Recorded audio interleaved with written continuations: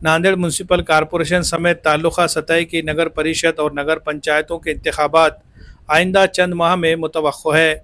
इसी सियासी पस मंज़र में नांदेड़ म्यूनसिपल कॉरपोरेशन के इंतखाबात के पेश नज़र मुख्तलिफ सियासी पार्टियों में सरगर्मियाँ तेज़ हो गई है। खुसूसन सेकुलर वोटों की तकसीम को रोकने के लिए कांग्रेस और वंचित बहुजन आघाड़ी के दरमियान इत्तेहाद की कोशिशें नुमाया तौर पर सामने आ रही है। हाल ही में ग्रीन राइडर की जानिब से मुनक्किदा एक तकरीब जिसमें जॉय ई बाइक की नई इलेक्ट्रिक बाइक की लॉन्चिंग की गई, सियासी लिहाज से भी एक ख़ास अहमियत इख्तियार कर गई। इस तकरीब में कांग्रेस के शहर सदर अब्दुल सत्तार, नांदेड़ के रुकने पार्लियामेंट रविंद्र चौहान, साबिक डिप्टी मेयर शफी अहमद कुरैशी, आनंद चौहान, वंचित बहुजन आघाड़ी के जिला सदर शिवा नरंगले, शहर सदर विट्ठल गायकवाड़, हत्ती अंबिरे और दीगर सरकर्दा रहनुमा मौजूद थे। तकरीब से खिताब करते हुए कांग्रेस के शहर सदर अब्दुल सत्तार ने कहा कि नांदेड़ म्यूनसिपल कॉरपोरेशन में अब तक कांग्रेस और उसके हमख्याल सेकुलर पार्टियों का इख्तिदार रहा है। सिर्फ 1 साल के लिए शिवसेना को इख्तिदार हासिल हुआ था, उसके बाद से कॉरपोरेशन पर मुसलसल सेकुलर पार्टियों की हुक्मरानी रही। अब्दुल सत्तार ने कहा कि इस रिवायत को बरकरार रखने के लिए हम ख्याल पार्टियों का मुत्तहिद होना वक्त की ज़रूरत है। उन्होंने वाज़ेह किया कि दलित और मुस्लिम वोट कांग्रेस और वंचित बहुजन आघाड़ी का रिवायती वोट बैंक है और अगर ये पार्टियां मुत्तहिद ना हुई तो सेकुलर वोटों की तकसीम से बीजेपी और उसके हम ख्याल पार्टियों को फ़ायदा हो सकता है। उन्होंने इत्तेहाद के लिए कुर्बानी देने की बात करते हुए कहा कि अगर 2 कदम पीछे हटना भी पड़े तो हम पार्टी हाई कमान से बात करके ये कदम उठाने के लिए तैयार है। रुकने पार्लियामेंट रविंद्र चौहान ने भी अपनी तकरीर में इत्तेहाद की अहमियत पर जोर दिया और कहा कि नांदेड़ की अवाम कई बुनियादी मसाइल से दो चार है जिनके हल के लिए ज़रूरी है कि तमाम सेकुलर क़ुव्वतें मुत्तहिद होकर इंतखाब में हिस्सा ले ताकि इख्तिदार में आकर अवामी मसाइल।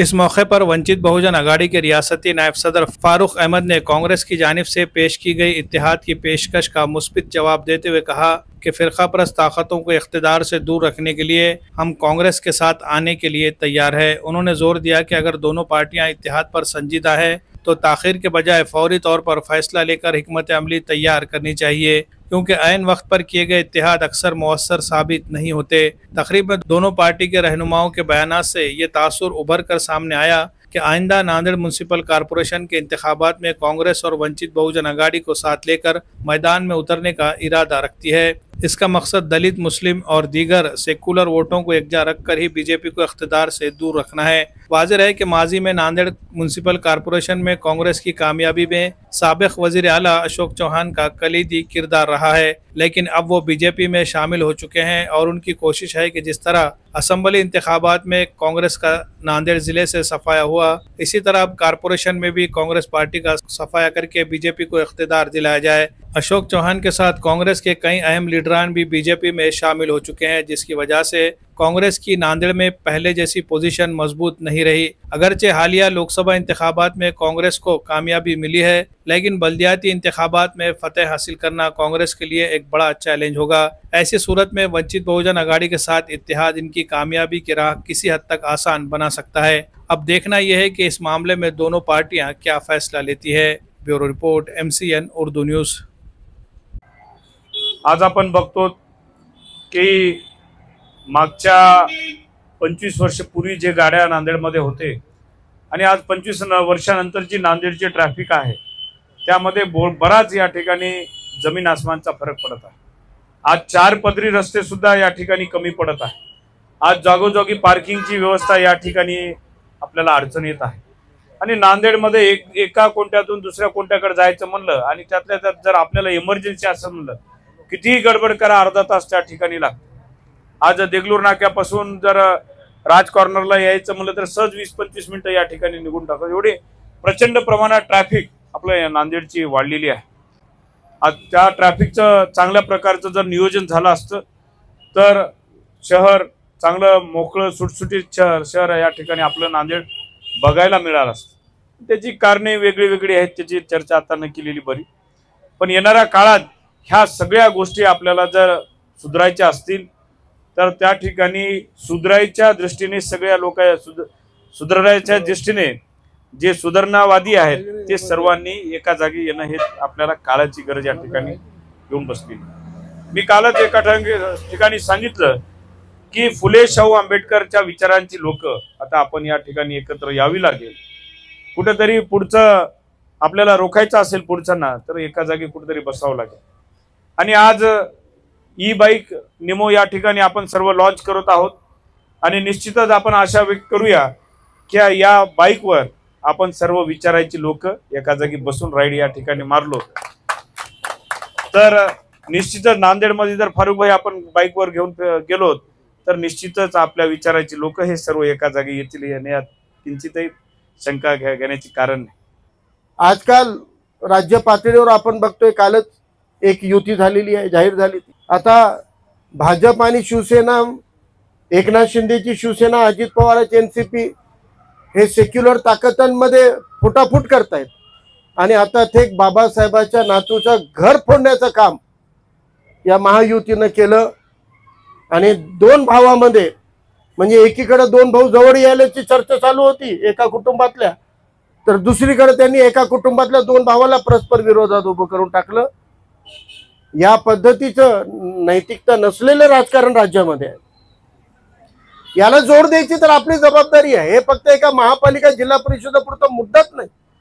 नांदेड जिल्ह्याची जी संस्कृती आहे, धर्मनिरपेक्ष संस्कृती आहे, समाजवाद, आंबेडकरवादाची लोकशाहीवादी संविधानवादी संस्कृती आहे, या संस्कृतीला शाबूत ठेवायचं तर अशा ताकदांना आपल्याला एकत्रित यावं लागणार आहे। संविधानवादींना आपण आपले वैयक्तिक स्वार्थ बाजूला ठेवून एकत्र आलंच पाहिजे।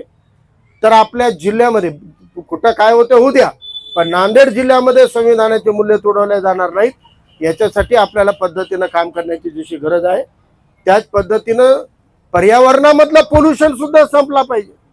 पेट्रोल आणि डिझेलने इतकं पोल्युशन केलेलं आहे की तिथेही खोकेसारखे लोक आलेले आहेत। राजकारणात खोके आले आणि प्रदूषण वाढलं, तसं पेट्रोल डिझेलमुळं, रॉकेलमुळं प्रदूषण वाढलेलं आहे आणि त्याला सोल्युशन एकच आहे, चांगली टेक्नॉलॉजी आली पाहिजे। आणि चांगली टेक्नॉलॉजी इलेक्ट्रिक बाईक आहे। जसं आपल्या देशामधलं प्रदूषण दूर करायचं तर संविधानचं मूल्य पाहिजे, तसंच पर्यावरणामधलं प्रदूषण दूर करायचं तर ई बाईकचा कन्सेप्ट आला पाहिजे। म्हणून आपण एकत्रित आलो तर चांगलं घडते आणि पुढे चांगलं घडायचं आहे, म्हणून एकत्रित आलं पाहिजे। आणि ऐन वेळेला युती झाली तर काही फायदा होत नसतो त्याचा, दोघेही जिंकत नाहीत, एकमेकाला जिंकवत नाहीत, मग एकमेकाला हरवतात, नुसती स्पर्धा लागते।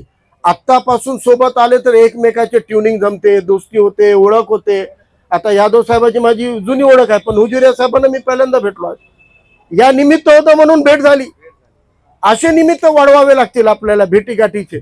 आमचेही सगळ्यांचे चेहरे तुम्हाला आठवणीत राहिले पाहिजे, या पद्धतीने आपण करूया। के सभी जिम्मेदार और जिस तरह से आज जो अवसर आया है, हम आज नहीं, फारूक भाई हमारा मिलन पुराना, फारूक भाई मई हतीम मेरे साथ दोनों एक विचारधारा के आदमी। आज मैंने भी तुम्हारी दुआ से, तुम्हारे आशीर्वाद से हिंदू लिया हूँ, क्योंकि हमारी विचारधारा दोनों की एक। आज हमारे दिलीप सोडी और गगन यादव जो भाई के नाम ने लोकसभा के इलेक्शन में देखे हैं, पर नांदेड़ की जनता ने 2 बार भी कांग्रेस की। आप जो बोले महापौर अवतार है वापिस, मैं कार्यकर्ता जो आज से मैं काम करने वाला हूँ, मैं इलेक्शन में नहीं हूँ।